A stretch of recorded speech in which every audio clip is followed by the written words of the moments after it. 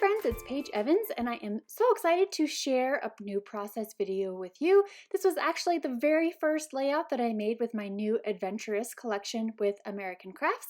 And my assignment for Paige's page was to create a love themed layout. So I went through all of the different kinds of papers in Adventurous, whether it was the boxed cards, the 6x8 paper pad, the 12x12 paper pad, and the 12x12 project pad, and pulled out all of the pinks and the reds and the lovey-dovey patterns that I thought could fit and work with a loved theme page. And my idea was to use hearts, a repetition of hearts, create a heart grid background, and also throw in some hand stitching because I love hand stitching. Just about done going through all the papers. I think I found a pretty good pile, a good selection to work with. And so I am going to utilize my Cricut machine to have it cut out the hearts with the stitching holes for me. I will also show you how to do this by hand if you don't have an electronic cutting machine. And so to prep, I am cutting out pattern paper blocks to 4x3. So all of my hearts will fit inside a 4x3 inch section. And so I'm putting all of these rectangles on the Cricut mat. And so then I can have the machine cut them out. But I do have the cut file and the PDF.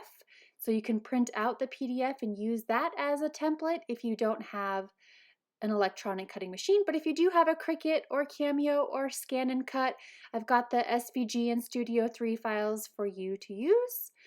So if you don't have a cutting machine, here is the template that you can use. Print it out at 100%.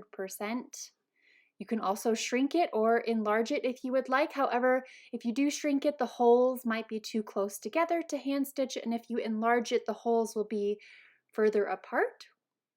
So I'm using the template, I cut it out by hand, and now I am tracing it onto the back side of one of the pattern papers.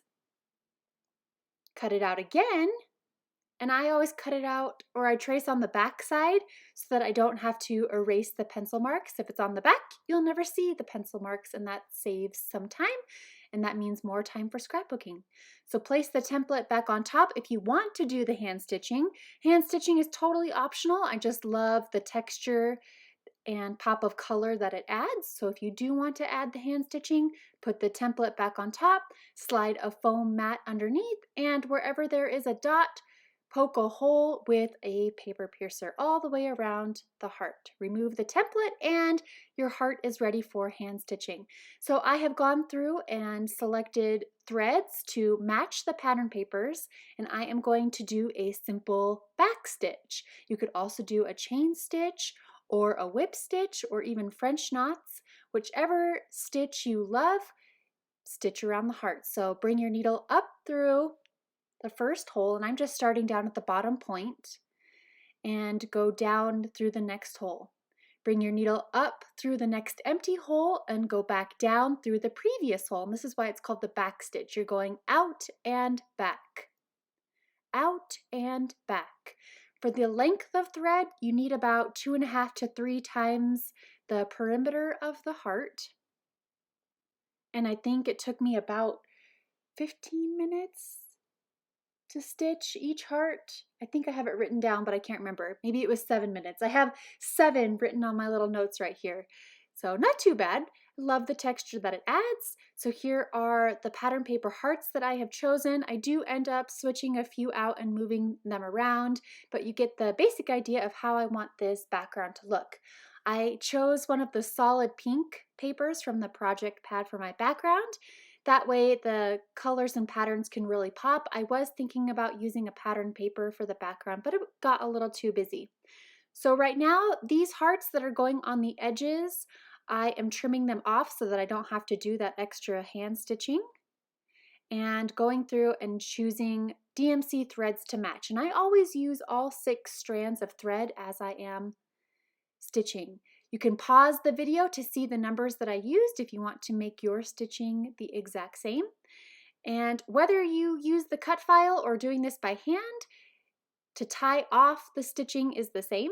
So on the back, pass your needle underneath a stitch until there's a loop, and then pull your needle through that loop and pull the thread tight. Not too tight, you don't want to tear the paper, and then trim off the excess.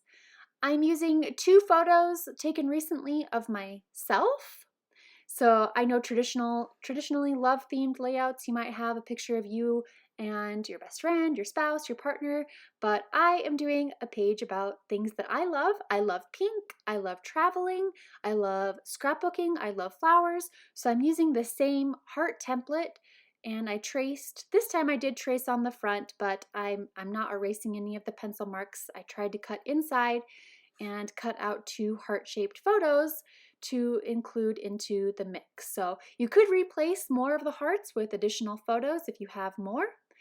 And this is the final placement of the hearts, and I'm going ahead and adding additional embellishments from Adventurous, trying to keep them again in the pinks and the reds, things that go along with love. So throughout the collection there are die cut stickers, chipboard shapes, stickers, sentiments, and more. So pick and pull things, embellishing almost every center of the hearts, but not every single one. I think I left just a couple, and also did printed journaling strips on one of the more solid hearts so that you could read it. Thank you so much for stopping by. Let me know if you have any questions, and have a happy scrappy day.